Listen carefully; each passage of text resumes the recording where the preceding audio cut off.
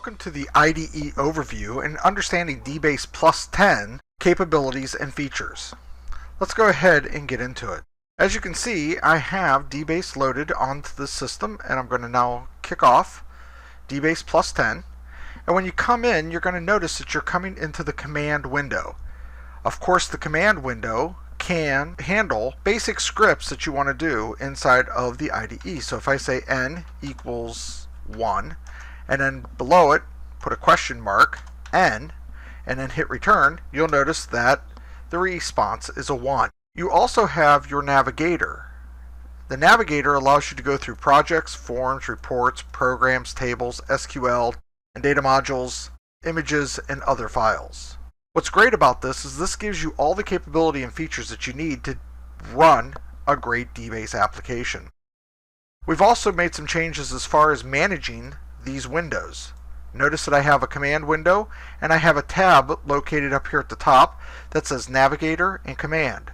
When each one is selected, each one of them will be highlighted in the tab, and I can go back and forth using that tab.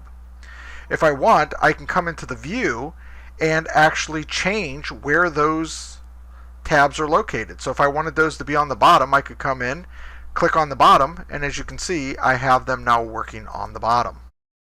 The IDE is built to make it so that you can get as much work done without having to take your hand off the keyboard and not have to go to the mouse very often. So we always try to make sure that we keep those things in mind. So as I come back into here to the MDI frames, I'm going to go ahead and put it back up on top where I'm used to seeing it.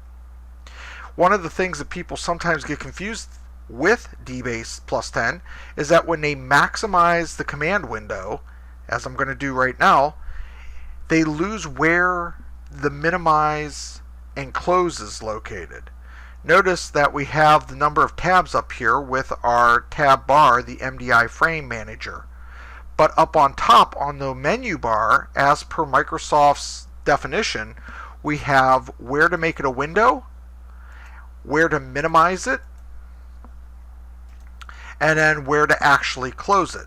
Now, of course, when you maximize either the command window or the navigator, they automatically maximize both of those windows because that's how the windows behave inside of dBASE Plus 10.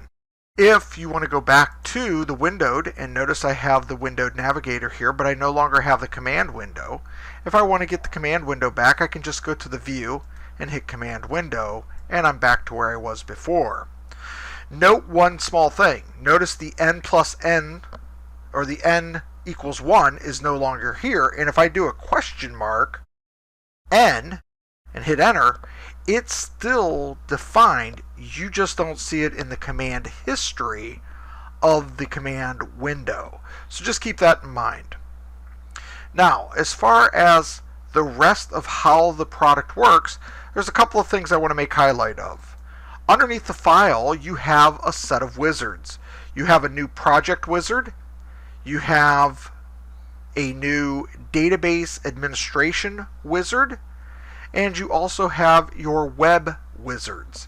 And each one of those allows you to go into a different wizard or helper to get you started in those areas. So as you can see, a new form, I could kick off a new form if I want. It's going to come up and ask me if I want the designer or wizard. In this case, I want the designer. When I click on the designer button, it's going to go ahead and load up all of the various tool windows for manipulating and working with the forms designer in dBASE Plus 10. Notice in here that I have the component palette, and it's sitting here and it's floating right now. Notice that I have a field palette sitting over here.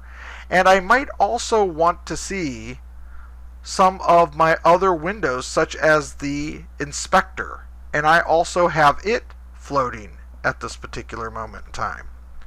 So if I wanted to, I could come in and put a push button on the window. And just as it behaved before, dBASE has all of its properties, events, and methods ready to go for you. And as you can see, you can go ahead and scroll these down. Now, some of the advancements that we've made in dBASE Plus 10 around the way the designers work is around the Microsoft specifications for handling toolbar windows. And as you can see inside of here, I can go ahead and bring this in, and notice that I can drop down part of my window, and I can make this behave the way I want it to behave, and that's really important. Now notice here, I want to go ahead and I want to dock what's called docking the toolbar window so that it's always in the same place all the time. To do that, I click using my left mouse button and I drag.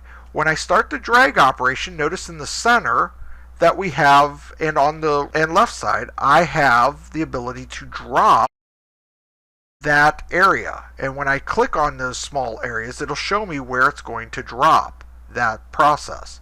So I want to go ahead and drop it on side.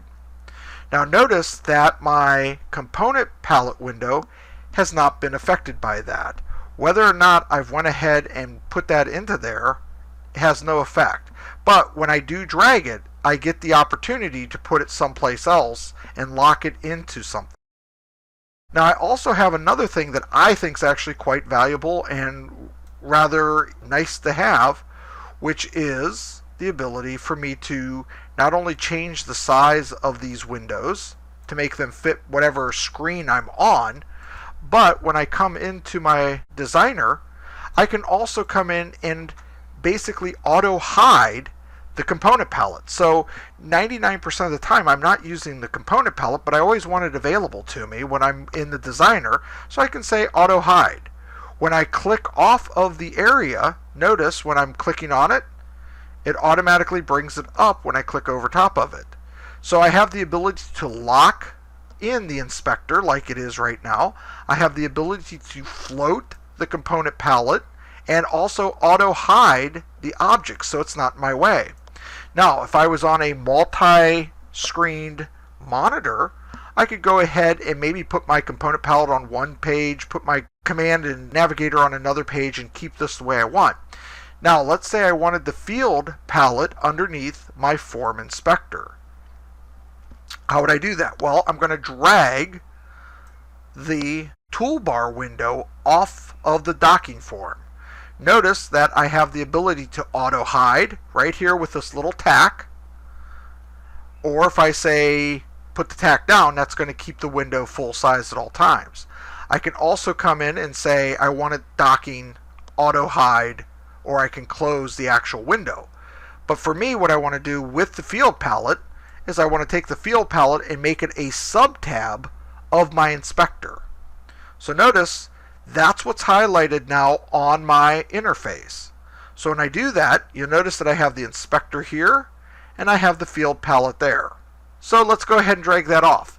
Instead of making it a tabbed window, let's make it a sub window. So I'm just going to push this on the bottom.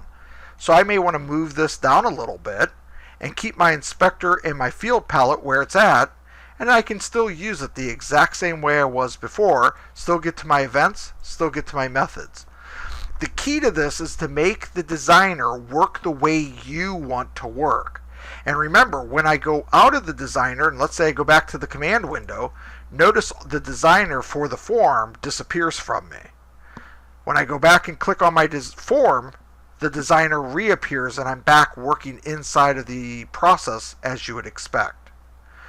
So that gives you a quick overview of how the form designer, the report designer, work inside of dBASE Plus 10.